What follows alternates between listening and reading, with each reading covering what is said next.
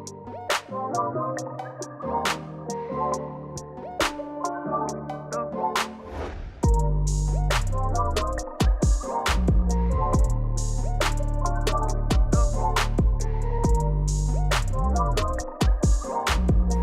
is up, everybody, and welcome back to the Wildcat Wire. I'm Jake Janicek, and I'm here with Nate Thomas, and today on the podcast, we're talking about March Madness. It's March.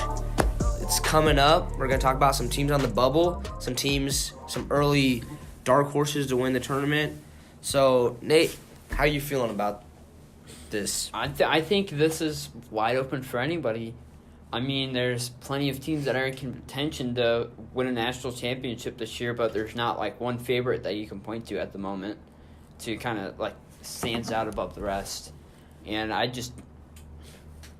when I go to fill out my bracket on Selection Sunday, I'm going to have no clue who to pick. That's all I know. Yeah, it's going to be a pretty crazy season. There's really no true number one, and any team can get beat. We could see some of these, 10 seeds, make it to the Final Four again, some Cinderella stories. So, Nate, I want to kind of get started with the bubble. Who do you think is going to, as of right now, who would you probably put in your first four, the last four to get in? I don't even know. There's too many teams that I think can, have the opportunity to get in.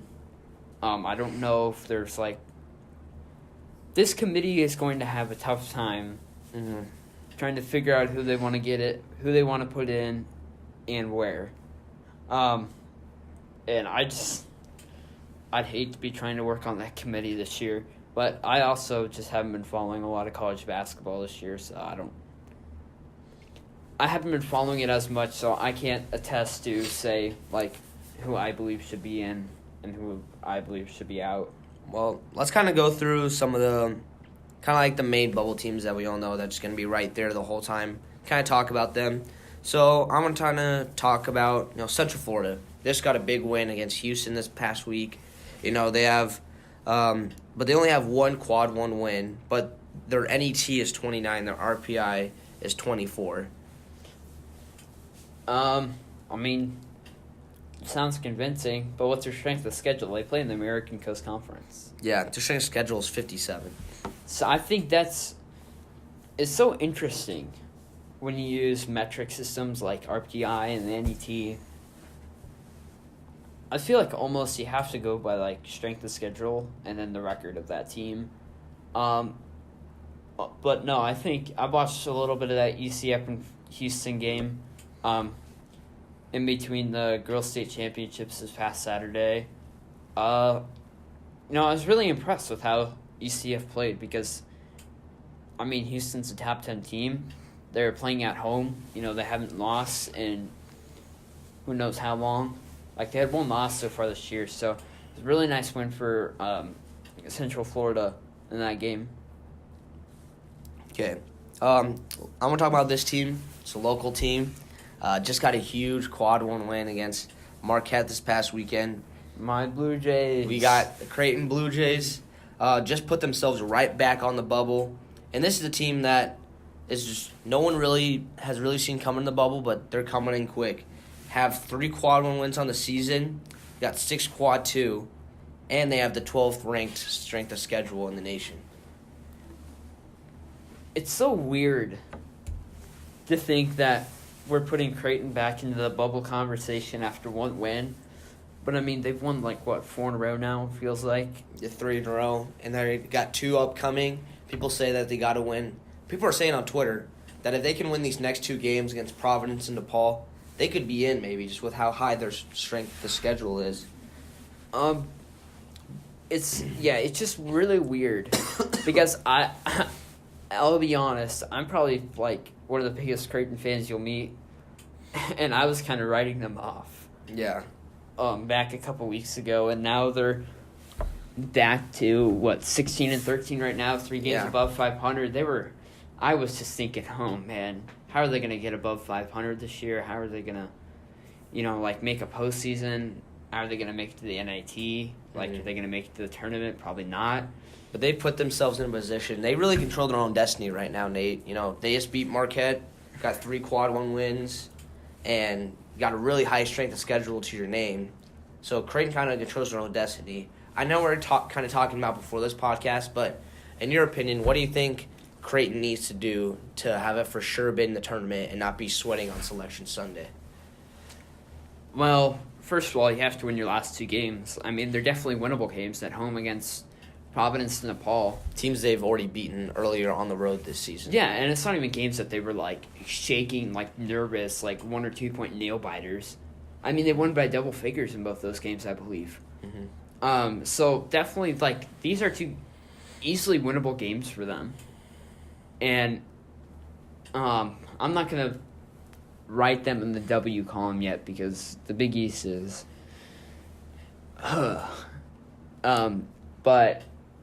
I mean, if you win these 2 games, and I think if you win, depending on where you have your seeding position in the Big East tournament, because if you're 7th, that game can be huge.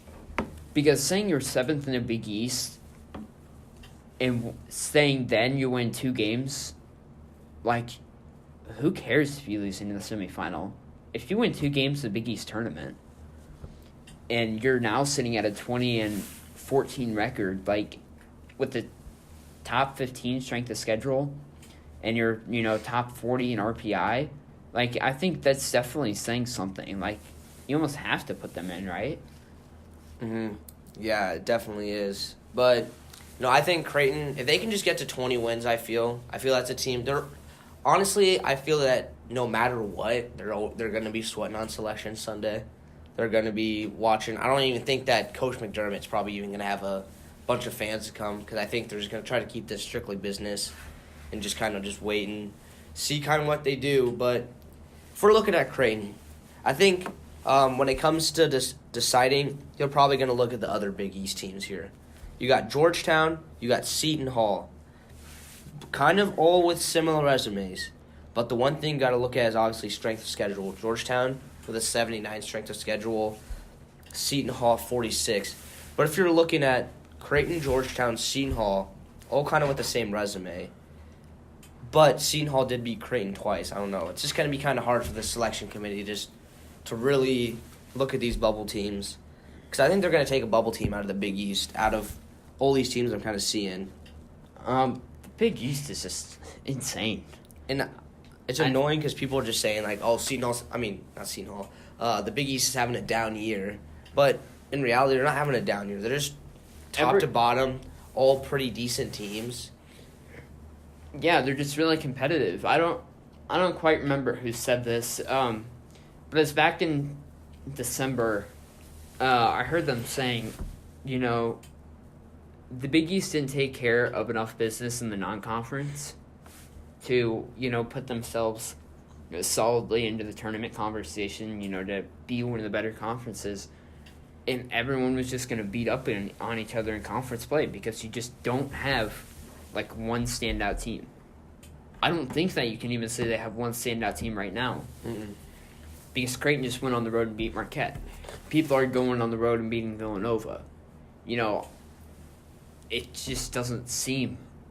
It's so weird when you have a conference that's just you have 2 games separating 3 through 10 in your conference standings. Mm-hmm. No, just pretty crazy. But, it's going to be really hard for this committee to decide who's really going to be that bubble team that just gets in. There's just so many teams with a lot of similar resumes. But one good thing is that out of all the bubble teams, Texas, they have the highest strength of schedule at 6, and Creighton's right there at number 2 at 12. So definitely, be watching out for, Creighton on Selection Sunday. And then I kind of want to talk about one more local team here since we're in Omaha. Let's talk about UNO. Their team. The Mavs. The Mavs. A team that, having a really good season. Obviously not enough to get a bid just into the tournament, but a team that could definitely win their conference tournament. right now the second seed at 19-10, and they're going against North Dakota next Saturday. So, kind of, what do you kind of feel about UNO? I have been on this hype train for a couple of weeks now. You know that. But no, this UNO team is pretty darn good. And if you haven't had the chance to watch them yet, and you're kind of here in Omaha, like, give this team a watch. Because it is different. It's not the same basketball team that you'll see like Creighton that's going to, like, high pace up and down the floor, popping threes like crazy, like everyone thinks they will. Creighton's done, like, defensively stuff this year. I mean, you saw that. UNO is kind of like grind everything out. They're not going to pull ahead by 20 in a game. They just don't do that. They'll just find a way, It's frustrating when you're watching a UNO basketball game, though, because they just find a way to, like, make mistakes to have the other team just stay in it. Mm-hmm. Because they're up by, 9 against Oral Roberts in the second half on Thursday of last week, and they ended up losing in that game. It's just weird because they somehow find a way to, keep the other team in it, but they also find a way to win games. Yeah. And it's really interesting because, this team doesn't quite have, like, one identical style. They don't bring very many guys in. They'll play, they're only going to go 3 deep off their bench, and those 3 guys will play less than 10 minutes. So the starters are playing, over 30 minutes a game. Mm-hmm. 30, 35 minutes a game for all the starters. But I really like the dynamic of it with, you have Mitch Hahn, who will space the floor and play inside on you. Matt Pyle, who starts for them. He sits in the post the whole time. But then you got guys that are going to spread the floor. They're going to slash on the inside, but they're also going to shoot. And Jackson, Gibson, and Robinson.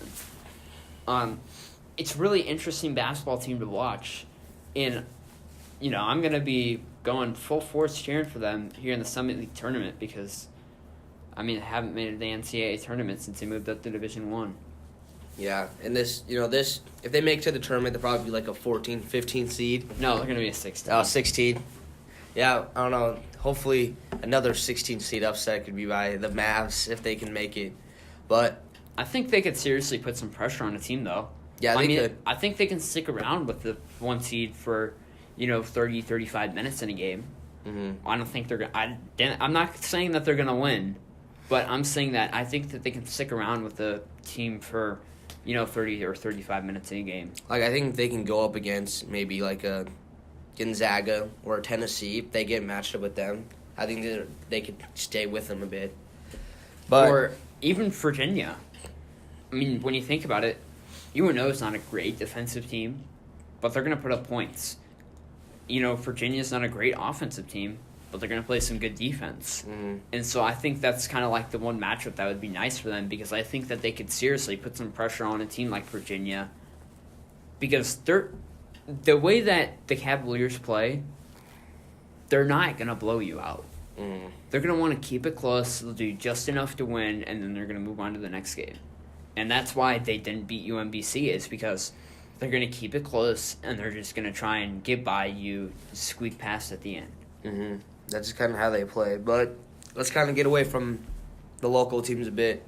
Who are some of maybe the teams that you think are going to have a legitimate shot here to maybe kind of make it to the Final Four? Any Cinderellas you think that might make it to the Final Four? Or any teams that could upset or kind of how are you feeling?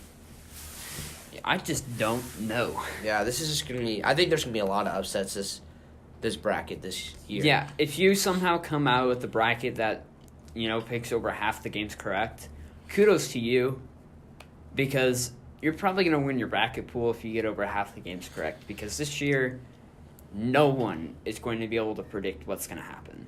Because, like I said, upsets are left and right this year. There's no standout teams in college basketball. There's no standout teams in, like the ACC conference. That tournament is going to be very interesting when you have Carolina, Duke, Virginia. Louisville has had, they can maybe pull something off. Some of the other teams like that. Clemson. What do you even say? Like, SEC tournament is going to be interesting with LSU, Kentucky, and Tennessee. I mean, what are your kind of opinions on it? Because I don't have any opinion because I don't know what to think about it. Yeah. It's almost too overwhelming to say that, like, there's a favorite to win a national championship. Yeah. I mean, it's really hard to really pick for this season. There's just a lot of teams. I think, this could even be a season where we see, like, kind of like that one year when UConn won as a 7 seed. Like, we could see, like, a 7 seed win it this year. It's just, I don't know. Like, if I'm trying to pick the most complete team, well, I mean, Duke with Zion is always going to be a tough out for anyone. But yeah, for sure. If I'm looking at this, you got some teams like, you got LSU having an up year. They're a team that has kind of done a good job. My North Carolina Tar Heels have done a pretty good job this year. North Carolina, they have the most quad 1 wins out of any team this year. So they're a team that could do some damage. But, it's just one of those years where you really can't pick that one team, and it's just going to be a heck of a lot of fun watching March Madness. I've had some weird predictions for national championships in the past. A couple years ago, I said this is when Miami, Florida had like Shane Larkin, and they had like their best team ever. They were a 2 seed. I said that they're going to win a national championship. I said Michigan State when they were, I think this is like 2 or 3 years ago, I said that they're going to win a national championship because I thought they were out and out the best team in the country. Right now, I just don't know if you can point to one. I think Michigan has a good chance. I think they're a good enough team that could, push to the Final Four of the national championship game again. I think Michigan State's good enough to do it. Duke with Zion. I mean, if they have Zion Williamson, I don't even know if you can bet against them with that. But if they don't have him, then I mean they're gonna be. I think Duke's gonna go to the Final Four either way. I don't know if they can win it though.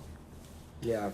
I think one other team that you have to look for, Villanova. They defending national champs. They are the defending national champs, for a reason. This team still has a lot of good players. Phil Booth just lights everybody up. You saw Pascal in there. Gillespie is a pretty decent player. And I think there's one other team that you have to watch out for. It's losing my mind right now. I can't quite think of them right now at this moment. So, well, there's a lot to look forward to this year in the NCAA tournament. We'll probably have another podcast coming out when that bracket just comes in. We get to kind of see everything. But that's going to do it for us here on the Wildcat Wire. I'm Jake Janasek. I'm Nate Thomas. We'll see you guys next time.